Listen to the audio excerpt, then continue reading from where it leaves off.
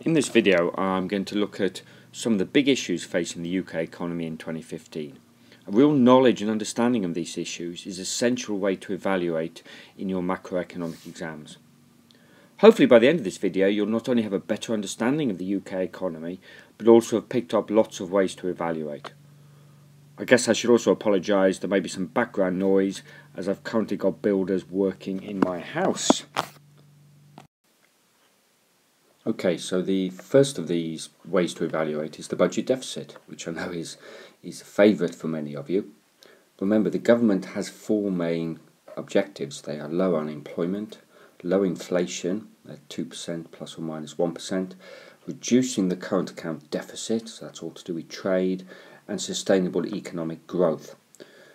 But also there's this idea of trying to reduce the budget deficit. It's like a big black cloud hanging over the economy, and something that George Osborne has been trying to reduce over the last 5 years, and in fact has managed to halve it over the last 5 years.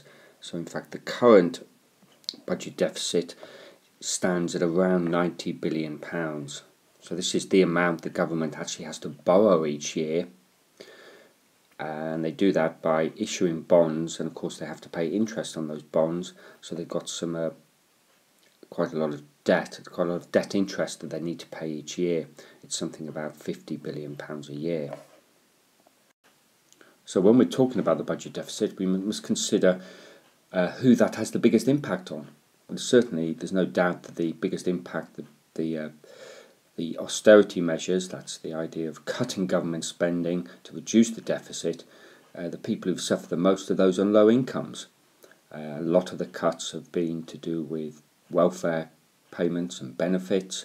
There's also been social care cuts, helping the community, help for the sick in their own homes, also cuts in police and defence and a number of other areas.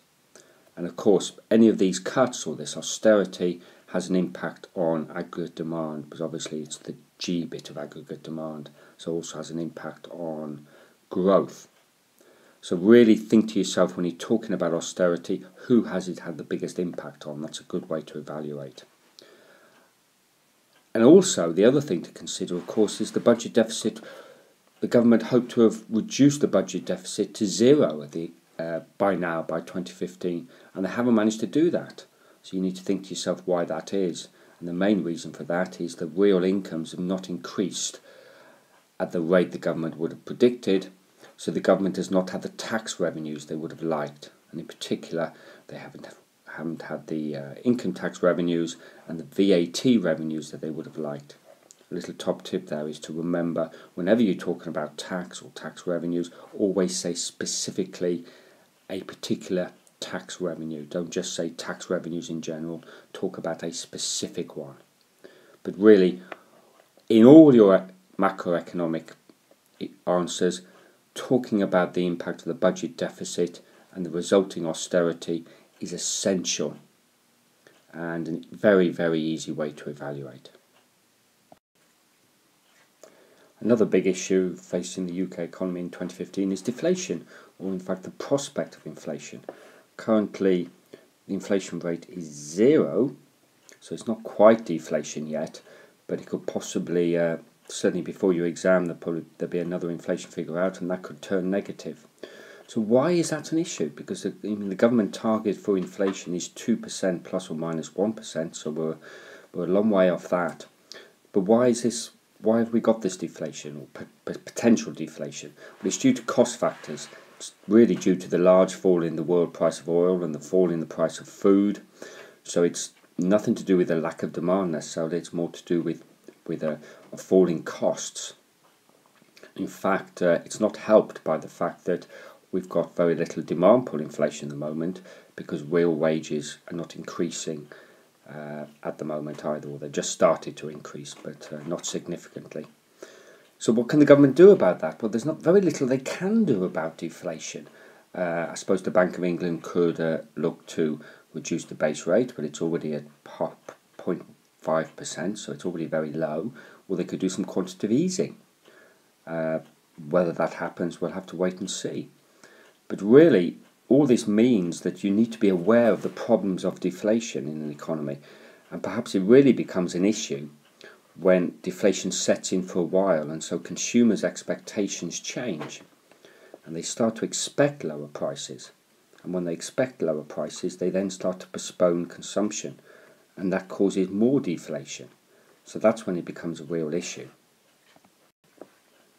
So one of the best ways you can bring deflation into your answers is when you're drawing an aggregate demand diagram and you're showing an increase in AD and that's causing increase in inflation. You can say, hey, but however, currently in the UK we've got an issue with deflation, and so inflation isn't really an issue at the moment. And this is something that's happening across the Eurozone as well, so it's not just in the UK. I guess there are some benefits, though, of very low inflation in the fact that it makes our exports more competitive, keeps the price of our goods down, and therefore we can hopefully sell more. But as we see as we go, as we look at a further slide further on, there's other reasons why we're not actually exporting more. So deflation is a good thing to really be clear on. Make sure you understand the real issues of deflation, and it's obviously an example you can bring into your exams when you're talking about inflationary pressures. You can say, hey, but however in the UK at the moment we don't have those issues. Okay, the next thing we're going to look at is underemployment, and this is a very good way to evaluate. If you look at this graph here, you can see unemployment is falling and has got down to, if you look here, in 2015 it's got down to about 1.8 million. That's according to the Labour Force Survey. Notice the two different measures here. The job seekers allowance, in other words the claimant count, is the blue line, and the one above the orange line is the Labour Force Survey, which is the measure the government prefers. So unemployment is historically quite low, and if you compare that back to the start of the recession, around about here, the credit crunch and the recession, where we saw a steep rise in unemployment, it's leveled off, and in the last couple of years we've seen a downward trend in unemployment. So that's clearly good. However, it does hide a number of figures. First thing it hides is actually youth unemployment is still very high. So there are certain parts of the working population who are finding it harder to get jobs. Secondly, unemployment has gone up in the public sector. So this is due to austerity and government cutbacks. So we see cuts in jobs in the police force, in defence, and also particularly in local government. So just because a lot of these jobs that are being created are private sector jobs, we haven't really seen an increase in the public sector due to austerity. And then of course we've got this idea of underemployment. And of course I'm sure you've heard on the news lots of stuff about 0-hour contracts. The politicians are going on about it a lot. And so what I'm trying to say here is a lot of these jobs that are being created, many of them may be temporary jobs, some of them will be 0-hour contract jobs, or they might be people who have taken jobs which are below their skills level. For example, graduates working in a Costa coffee shop, for example. So just because unemployment has fallen, we have to think about the quality of the jobs sometimes, and certainly that's an obvious way to evaluate when you're talking about falling unemployment. It obviously depends on the type of jobs created, whether they're 0 hours, temporary, etc. And of course, what that means, if some of these are very low paid 0-hour jobs or temporary, is that even though unemployment's fallen, we haven't seen a significant increase in consumption, and therefore not a significant increase in aggregate demand, because if these are low paid jobs, clearly that means people's disposable incomes haven't increased that much, and we haven't seen a huge increase in consumption. The final thing I want to say here is, of course, unemployment's fallen, so you would expect benefits to fall, because now people are in paid work, they don't need benefits. But bear in mind that a lot of these low paid jobs, it's a minimum wage job, working 37 hours a week, you're going to be earning about £13,000 a year, and those people will still require benefits. So we haven't seen that huge fall in benefit payments because of the type of jobs that are being created. I hope that helps you to look at ways you could evaluate when you're talking about unemployment. Okay, the next thing I want to look at is the slowdown in the EU. What we must remember is the UK is actually growing fairly strongly at the moment, but our main trading partner is the EU, the 27 other countries in the EU, and they account for 50% of UK exports. So it's very important that the EU is growing, so that they are demanding an increasing amount of our exports. Now this graph here obviously shows the euro area, so that's just the countries who have the euro. So that's not all the countries in the EU. And if we look here, you can see currently the growth rate in these countries on average is much lower than the UK, and therefore there's less disposable income, and therefore there's less demand for our exports, and this has an impact on our current account deficit, which I'll talk about in the next slide. You've also got the idea that there's the Greek debt crisis, and this hasn't helped growth in the EU either. And the third thing which is really impacting on our exports is the fact that the pound is relatively strong at the moment against the euro. So it makes our exports a lot less competitive. All those things, the Greek problem, the slowdown in the EU, and our strong pound are all impacting on demand for our exports, and therefore that's not increasing the injections into the economy, increasing AD and increasing growth, and that's a real issue as far as the UK in 2015. Okay, this is just a short little thing I want to talk about, which is real incomes. In the UK in 2015 we are seeing increased economic growth and we're seeing falling unemployment, but until perhaps almost the last few months we haven't actually seen real incomes increasing. Remember, real incomes are incomes having taken into account inflation. And perhaps one of the reasons now real incomes are increasing, of course, is because inflation is so low. It's at 0%, which is obviously helping. The point I want to make from this is people's real incomes haven't really increased since 2008-2009 when we had the credit crunch and the recession. This has an impact on people's living standards. In other words, how wealthy or how rich they feel, and therefore their confidence for the future. So just something to bear in mind, that when you're talking about incomes, you've got to compare them with inflation, so you've got to think about real incomes. Okay, the final area I want to look at is something called rebalancing the economy. And this is something that's been talked about a lot since the credit crunch in 2008 and 2009. So what do I actually mean by rebalancing the economy? Well, if we think to ourselves, AD is made up of C plus I, sorry about the dodgy writing here, plus G plus X minus M. And the idea is that we've been too reliant on consumption, which makes up about 65% of aggregate demand, and also we've been too reliant on government spending. And we haven't, the contribution that investment and exports makes has been far too small. So the problem is that we need to be less reliant on consumption, especially the consumption which is generated through debt, people borrowing on credit cards or mortgages or loans to consume has led us to have the problems we had with the credit crunch.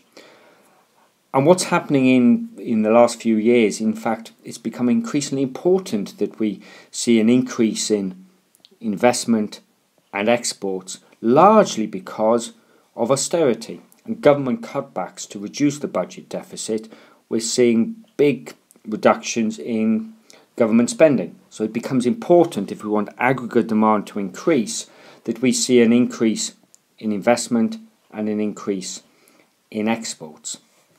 And has this happened? Well, I think the clear answer is no, it hasn't. And this is an issue going forward as far as the UK economy is concerned. Of course, if the government wants to see us exporting more, obviously our main trading partner is the European Union. But if you read this article, the latest trade figures have actually shown a marked decline in exports to the European Union. And so the gap between the imports and exports has actually worsened. So our trade deficit with the European Union has actually got worse. And it says here Britain's goods deficit with the EU rose by 1.5 billion to a record high of 21 billion. These are I think March 2015 figures. And that's partly, as I've said on previous slides, this is partly because of the slowdown in the EU, and it's certainly not been helped by the strength of the pound. Here we are, and he talks about that there. The strong pound is hitting demand for UK goods in overseas markets. So we really haven't seen the growth in exports to the European Union. So of course the other area, we can look at the rest of the world. Can we increase our exports to the rest of the world? And certainly there's evidence that we have. There's been a slight increase recently in this, but it's very small. You know, the exports to China and India and Brazil and these other growing economies, we need to see a substantial increasing in that. But we still haven't seen that. So the overall effect is we haven't seen the current-account deficit improving, and we haven't seen a rebalance in the economy because we just have not seen those exports increasing.